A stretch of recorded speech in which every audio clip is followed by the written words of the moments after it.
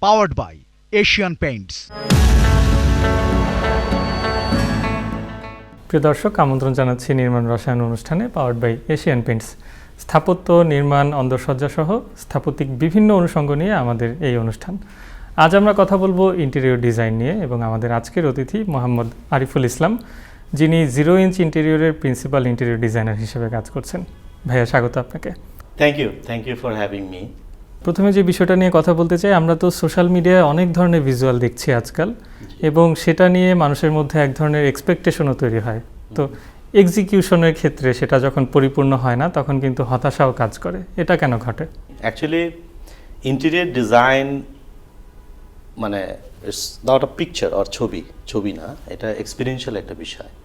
So আমাদের অনেকেরই হয়তো ওই এক্সপিরিয়েন্সটা মানে ছবি দেখে আমি যেটা ইমাজিন করেছিলাম, বা আমি সোশ্যাল মিডিয়াতে যে ছবিটা দেখে খুব এক্সাইটেড ছিলাম, অ্যাকচুয়ালি এইটা আমার কনটেক্সটে বা আমার স্পেসের জন্য রেলিভেন্ট কিনা সেটা তো আমি জানি না। বাট আমি যখন ওইটাকে কপি করতে যাই বা ওই জিনিসটাকে রিক্রিয়েট করতে যাই এক্স্যাক্টলি, তখন হয়তো আমি স্যাটিসফাইড হতে পারছি না। আমি মনে করি যে ইন্টেরিয়র আর্কিটেক্টদের কাজ করার জায়গাটা মাত্র তৈরি হচ্ছে, কারণ মার্কেটটা আসলে এখনও ধরেন বিভিন্ন রকম প্রফেশনালরা ওয়ার্ক করছে। হ্যাঁ, তো রাইট প্রফেশনালকে এটাও কিন্তু আমরা এখনো জানি না, বা বোঝাটা খুব ডিফিকাল্ট। সবাই করছে, সবাই ভালো করছে। সো ছবি দেখে আসলে ইন্টেরিয়র কেমন হবে বোঝাটা আসলে ডিফিকাল্ট একটা কাজ। আবার অনেকগুলো চ্যালেঞ্জ, যেমন সো কল্ড একটা প্রফেশনাল ডিগ্রিও হয়তো কারোর আছে, কিন্তু তিনি সেই এক্সপেক্টেড আউটকামটা নিয়ে আসতে পারছেন কিনা। যেমন আমি খুব সহজভাবে যেটা বুঝি যে বিল্ড এনভায়রনমেন্ট, অর্থাৎ আমরা যেখানে বসবাস করছি, খুব বড় দাগে শহর তৈরি করার ক্ষেত্রে প্ল্যানাররা কাজ করছেন। একটু মাইক্রো স্কেলে যখন একটা বিল্ডিং এর প্ল্যান এবং বিভিন্ন প্রবলেম সলভ করা হচ্ছে, আর্কিটেক্টরা কাজ করছেন। আরও যখন ন্যারো ডাউন করে আমি ন্যানো স্কেলে চলে এলাম, অর্থাৎ আমার প্রতিদিনের লাইফস্টাইল অনুযায়ী আমি আমার ওয়ালেটটা কোন ড্রয়ারে রাখবো, সেই প্রবলেমটা সলভ করার কাজটা আবার ইন্টেরিয়র ডিজাইনাররা করছেন। তো এই যে ইন্টারভেনশন, সেটা আসলে কিভাবে হয়ে থাকে, বা মানে একটা ডিজাইনের যে কমপ্লেক্স চ্যালেঞ্জ, বা সেটাকে এক একজন মানুষের লাইফস্টাইল অনুযায়ী অ্যাকাস্টম করা, সেই কাজটা আসলে কিভাবে করা হয়? অ্যাকচুয়ালি আমাদের অ্যাপার্টমেন্ট বিল্ডিং নিয়ে যদি কথা বলি আর কি স্পেশালি, তো ওখানে যেটা হয় যে ডেভেলপার যখন একটা বিল্ডিং ডিজাইন করে, এন্ড ইউজারকে আমরা সে কিন্তু জানে না, জেনেরিক একটা ডিজাইন হয়তো সে সলভ করে ছেড়ে দেয়। কিন্তু এইটাকে পার্সোনালাইজ করা, বা যে এন্ড ইউজার তার ডে টু ডে লাইফের সাথে রিলেট করা, বা সে যেভাবে তার প্রতিদিনের লাইফস্টাইলটাকে এনজয় করে বা করতে চায়, সেই অনুযায়ী যখন আমরা মানে ডিজাইনটা করব, তখনই কিন্তু একজন ইন্টেরিয়র ডিজাইনারকে দরকার হয়। সো যখন আমরা এই ধরনের কনটেক্সটে কাজ করি বা এই ধরনের অ্যাপার্টমেন্ট নিয়ে কাজ করি, তখন আমাদের কিন্তু and user at the same time আমার কনটেক্সটটাও বোঝা দরকার। নট অনলি যে যেমন আমার ঢাকা সিটি ইটসেলফ যদি আমার কনটেক্সট হয়, এখানে অনেকগুলো ইস্যুস আছে যেটা আমাকে ডেফিনেটলি ডিজাইন করার সময় খেয়াল রাখতে হবে। যেমন আমার ফেসিং, মানে একদিকে শুধু আমি ডে লাইট এক্সপোজার পাচ্ছি most of the case. 1800-1900 square ফিটে আমার দুই পাশ থেকে আবার হচ্ছে যে দুইটা বিল্ডিং উঠে যাচ্ছে, তার মানে সাইড এলিভেশন থেকে খুব একটা ডে লাইট আসার ব্যাপার থাকে না। সেকেন্ড ধরেন হচ্ছে আপনি হিউমিডিটি, হিট, এই ব্যাপারটাকে মাথায় রাখতে হচ্ছে। ডাস্ট, ধুলাবালি আপনি কিন্তু মানে বাদ দিতে পারবেন না, এটাকে মাথায় রাখতে হবে material selection and others interior ডিজাইনের ক্ষেত্রে। নয়েজ, যেটাকে আমরা কখনোই অ্যাড্রেস করছি না, এটা কিন্তু বিগার প্রবলেম আমাদের এই সিটির জন্য, আমাদের অজান্তেই আমাদেরকে ভীষণভাবে ক্ষতি করছে। সো এই যে এই ব্যাপারগুলাকে একজন ইন্টেরিয়র ডিজাইনার যখন ডিজাইন করবে, ফাংশনাল, ইমোশনাল নিড তো ফিল আপ করবেই, এই ব্যাপারগুলোকে আমার মনে হয় যে মাথায় রেখে যখন একটা ডিজাইন হবে, তখন এটা কমফোর্টেবল হবে, লিভেবল হবে। তো সেখানে ডেভেলপার হয়তো জেনারিক একটা লেআউট দেয়, আমরা তখন কিন্তু সেটাকে নিয়ে পার্সোনালাইজ করার জন্য তার ডে টু ডে লাইফের কি দরকার, কিভাবে সে চায় তার স্পেসটাকে এনজয় করতে, সেইখানে আমরা তখন ওয়ার্ক করি, যে লেআউট নিয়ে আমরা কাজ করি। তো যদি কোনো ক্লায়েন্ট লেআউট লেভেলে আমাদের সাথে যোগাযোগ করে, তার মানে সে হচ্ছে যে সর্বোচ্চ সুবিধাটা নিতে পারে। হয়তো অনেক সময় অনেকেই জিজ্ঞেস করে যে রুফ কাস্টিংয়ের সময় ডাকবে কিনা, আমার মনে হয় দরকার নাই। মানে অ্যাটলিস্ট ওয়ালগুলো যখন উঠতে থাকে, তখন যদি কোনো একটা মানে ইন্টেরিয়র কোম্পানির সাথে যোগাযোগ করে, প্রফেশনাল কোম্পানি যারা আসলেই ব্যাপারগুলোকে চিন্তা করে কাজ করে, ডেফিনেটলি আমি মনে করি যে ওই স্পেসটা মানে এনজয়েবল হবে ইন্টারেস্টিং হবে। এই যে এটা ছিল হচ্ছে আমাদের ডেভেলপার থেকে পাওয়া জি লেআউট, যেটা এইখানে যদি আপনি দেখেন এই যে লিফট লবি, এবং অলরেডি আমরা যখন সাইটটা বুঝে পাই তখন ওয়াল উঠে গেছে, ফ্লোরটা হয় নাই। সো ওই অবস্থাতে আমাদের কাছে এই লেআউটটা আসে এবং আমরা সাইটটা ভিজিট করি। অ্যাকচুয়ালি ওনার প্রপার রিকোয়ারমেন্টগুলো আমরা নেই, ওনার এতগুলো বেডরুম দরকার নেই। সো যার ফলে আমরা একটা বেডরুমকে ওমিট করি জি এবং ওই সুবিধাটা আমরা নেই। এবং ঢুকে আমাদের কাছে যেটা প্রথম মনে হচ্ছিল যে এই যে একটা ওয়াল, এটা আসলে ওর কোনো রেফারেন্স নাই। দেন যেহেতু এই বেডরুমটা দরকার নাই, আমরা তখন এই ওয়ালটাকে মানে উঠাই দিই, মানে ভেঙে ফেলি। এই ওয়ালটাকে আমরা ভেঙে ফেলি, এতে করে আমরা এখানে একটা বড় স্পেস তৈরি হয়। এবং এই রেফারেন্সে যেহেতু এত বড় ফর্মাল লিভিং আমার দরকার নেই, আমরা যেটা ভাবছিলাম যে ওয়াই নট যে এই রেফারেন্সে আমরা হয়তো এক ধরনের একটা সফট বা ফোল্ডেবল একটা পার্টিশনে আমরা যাই, সো দ্যাট আমরা এই জায়গাটাকে একটা ইউটিলিটি স্পেস হিসেবে কাজে লাগাতে পারি।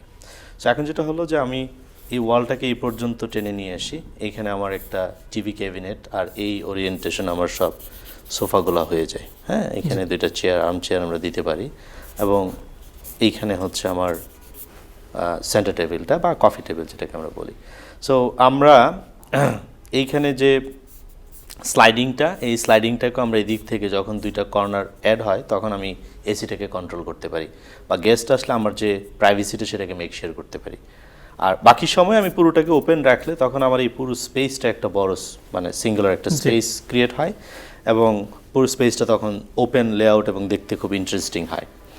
এইখানে কিচেনে আসলে যেহেতু উনি ওপেন কিচেন চাচ্ছিলেন, সো আমরা অ্যাকচুয়ালি ওপেন কিচেনটাকে আমাদের কনটেক্সটে খুব একটা রেলিভেন্ট মনে করি না, বিদায় আমরা বলতেছিলাম যে একটা ড্রাই কিচেন ওনাকে করে দেওয়া যায় কিনা, যার ফলে আমরা এই ওয়ালগুলোকে এইখান থেকে বাদ দিয়ে দিই, দিয়ে আমরা এই রেফারেন্সে এইখানে আমরা একটা মানে কাউন্টার এবং এইখানে আমরা তার জন্য একটা ড্রাই কিচেন করি। এবং এইখানেও যেহেতু একটা ওয়াল আমাদের তৈরি হয়, এই জায়গাতে আমরা তখন তার যাবতীয় ফ্রিজ অ্যান্ড আদার্স ওভেন টোভেন সবগুলোকে আমরা এখানে নিয়ে আসি, এবং এই ওভেনগুলোকে আমরা আবার তখন মানে ইন্টিগ্রেটেড করে দেই, সো দ্যাট এইখান থেকে ডাইনিং থেকে যেন মানে আমার এটা দেখতে ইন্টারেস্টিং মনে হয়, মানে খুব ক্লাটার না মনে হয়। সো কিচেনটাকে আমরা তখন হচ্ছে আপ টু এই যে বারান্দা পর্যন্ত পুরোটাকে নিয়ে নিই কিচেনটা, এবং যেহেতু ওনার সার্ভেন্টটা দরকার ছিল না, সো এটাকে ফেলে দিয়ে এই অংশটাকে আমরা কিচেনের পার্ট তৈরি করে ফেলি, শুধু আমরা এখানে টয়লেটটাকে রেখে দিই, এই ওয়ালটাকে আমরা ফেলে দিয়ে পুরোটা একটা তার কিচেনের অংশ হয়ে যায় তখন। আর যেহেতু এইখান থেকে আমার একটা ভেন্টিলেশন দরকার ছিল, সো আমরা এই ওয়ালটা ফেলে দেওয়াতে একটা টানা যে এই ধরনের একটা ভেন্টিলেশন আমরা পাচ্ছি। সো এদিক থেকেও আমার ওই যে হিউমিডিটি অ্যান্ড আদার্স বা ক্রস ভেন্টিলেশনের যে বিষয়টা সেটাকে আমরা মেক শিওর করতে পারি। সিমিলারলি আমরা যদি এইখানে আসি, দেখেন যে এই ওয়ালটা অ্যাকচুয়ালি কোনো রেফারেন্সে নাই, কোথাও নেই। সো এটা দেখতেও খুব একটা মানে ভালো লাগছে না।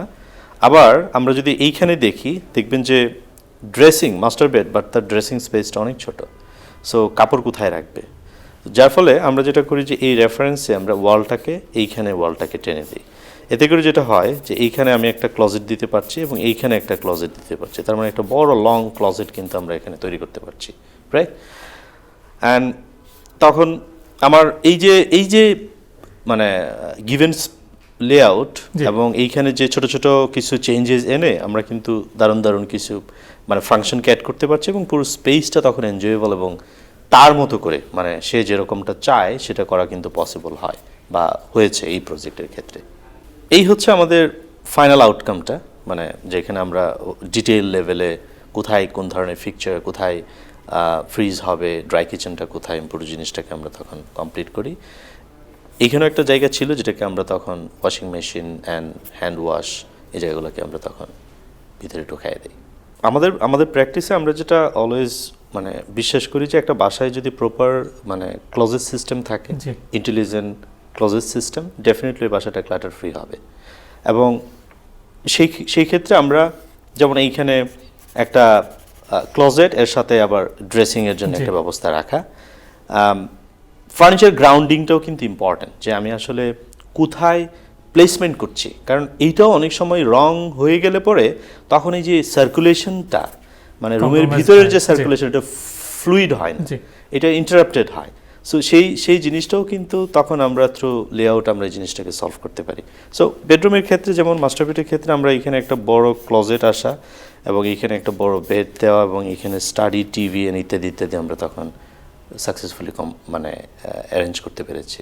এটা দেখে যেটা মনে হচ্ছে ভাইয়া যে 2 ডাইমেনশনাল লেআউটে আপনি যে ডিটেলগুলো ইন্টিগ্রেট করেছেন, যেমন প্রত্যেকটা ইউটিলিটি, ফিক্সচার, ফার্নিচার একদম প্রপার মেজারমেন্টে যখন বসিয়ে ফেললেন, জি, তখন তো অলমোস্ট মানে 80% প্রবলেম আসলে সলভড।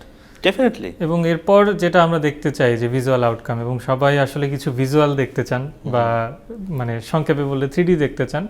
তো সেক্ষেত্রে ডেফিনেটলি যেটা আসে যে ম্যাটেরিয়াল, টেক্সচার এবং ওভারঅল কালার প্যালেট, তো সেটা আসলে কিভাবে সলভ করা হয় এক্ষেত্রে? ক্লায়েন্টের রিকোয়ারমেন্টটা আসলে রিড করা বা মানে ক্লায়েন্টের সাথে বোঝাপড়া হওয়া এবং সেটাকে একটা প্রপার প্যালেটে কম্বাইন করে নিয়ে আসা, সেই কাজটা আসলে মানে সেটা ফ্লোটা কেমন, ওয়ার্ক ফ্লোটা কেমন? এইটা অ্যাকচুয়ালি খুব ডিফিকাল্ট, মানে আসলে মানুষের মাথায় কি ঘুরতেছে ওই ব্যাপারটাকে বের করে নিয়ে এসে আপনি আপনার যে মানে জ্ঞান, বুদ্ধি, প্রফেশনালিজম এই জায়গাটাকে ডাইজেস্ট করে একটা আউটকামে আসে, যে ইন্টারপ্রিটেশনটা। তো সেক্ষেত্রে আমরা যেটা করি, আমরা নর্মালি হচ্ছে আপনার লেআউটটা আগে সলভ করি এবং ক্লায়েন্টকে বলি যে লকড, কারণ আমরা আমাদের প্রতিদিন ওনার যে জিনিসগুলো দরকার, মানে সব অনেক সময় হয় যে অনেক ছোট ফ্ল্যাটে অনেক কিছু রাখা যায় না, তখন আমাদেরকে কিন্তু প্রায়োরিটাইজ করতে হয় যে কোনটা মোস্ট প্রায়োরিটি, সব তো আমি রাখতে পারবো না। তো প্রায়োরিটাইজ অনুযায়ী যখন লকড, ক্লায়েন্ট তখন লেআউট সলভ, দেন আমরা চলে যাই হচ্ছে কালার প্যালেট নিয়ে কাজ করি। আর এইটা আমাদেরকে হেল্প করে একটু ডিসিশন নিতে যে টাইলসের কালার কী হবে, ওয়ালের কালার কী হবে, ফার্নিচারের কালার কী হবে। সো তখন আমরা মুড বোর্ডটা দেখাই তাদেরকে যে আমরা এরকমটা ভাবছি, অথবা মানে ক্লায়েন্টেরও কিছু ভিশন থাকে, ওই ভিশনগুলোকে নিয়ে নেরো ডাউন করে আমরা আমাদের মতো করে এক ধরনের একটা ম্যাটেরিয়াল বোর্ড বা মুড বোর্ডটা দেখাই। কারণ ইন্টেরিয়ারের মুড বোর্ডটা আমার মনে খুব ইম্পর্টেন্ট, কারণ আমি বাসায় ঢুকলে কী ধরনের মুড, কী ধরনের ভাইব পাবো, which is very important. So এইটা পার্সন টু পার্সন চেঞ্জ হয়, ভ্যারিও করে। মজাটা ওইখানেই যে আমি ওই বাসাতে ঢুকলে বুঝতে পারবো যে এই মানুষটার কী ধরনের পার্সোনা, তার লাইকিংস, চয়েসেস, এভরিথিং বোঝা যাবে। সো ওখানে কালার, ম্যাটেরিয়াল আমি মনে করি একটা বড় ইম্প্যাক্ট ফেলে। সো আমরা তখন ওই মুডবোর্ড থেকে বুঝতে চেষ্টা করি যে আসলে তার চাওয়াটা কেমন, অ্যান্ড দেন ওই অনুযায়ী আমরা মানে যখন এগ্রি করি যে হ্যাঁ এই ধরনের একটা স্কিমে যাচ্ছি, সেই অনুযায়ী আমরা একটা 3D ডেভেলপমেন্টের দিকে চাই। অনেক ধন্যবাদ ভাইয়া, আপনি আমাদের এই অনুষ্ঠানে সময় দিয়েছেন এবং আশা করছি দর্শক যারা শুনছিলেন তারা নিশ্চয়ই উপকৃত হবেন আপনার এই আলোচনার মাধ্যমে। আপনাকেও ধন্যবাদ আমাকে ইনভাইট করার জন্য। প্রিয় দর্শক, এতক্ষণ আমরা কথা বলছিলাম ইন্টেরিয়র ডিজাইন নিয়ে। এবার সময় হলো বিরতি নেবার। বিরতির পর ফিরবো এক্সপার্ট টাইম নিয়ে, সে পর্যন্ত সঙ্গেই থাকুন।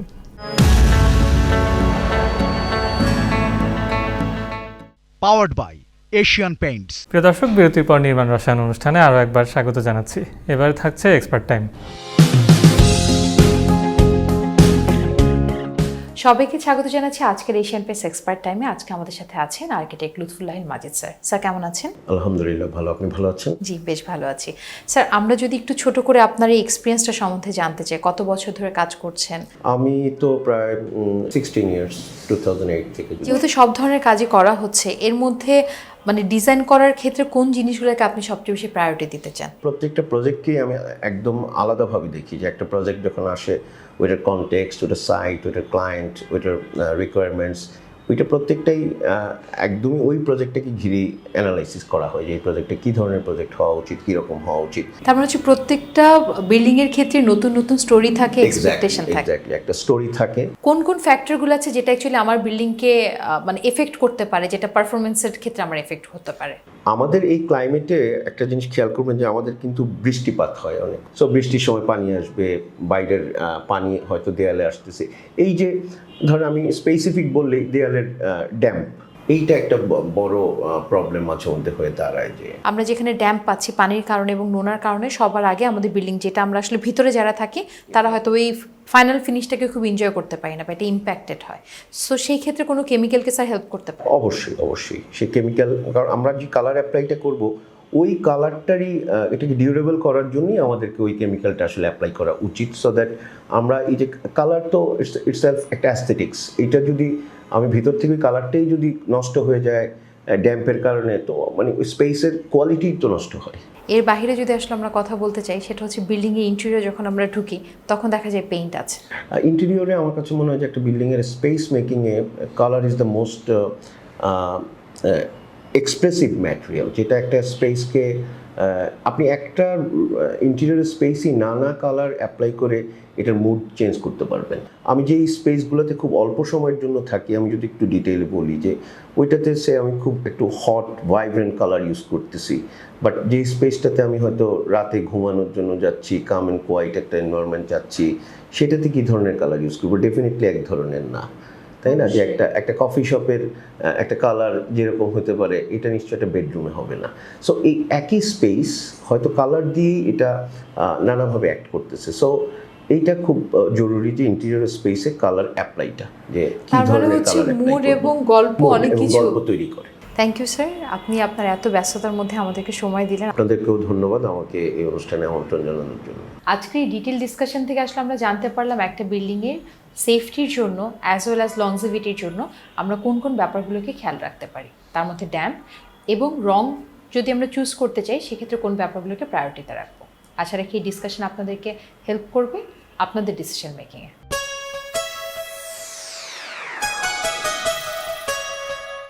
এই ছিল আমাদের আজকের অনুষ্ঠান। আপনার যদি কোনো প্রশ্ন, মতামত বা পরামর্শ থেকে থাকে জানাতে পারেন স্ক্রিনে দেখানো ইমেল ঠিকানার মাধ্যমে। ভালো থাকুন, সুস্থ থাকুন, এটিএন নিউজের সঙ্গেই থাকুন।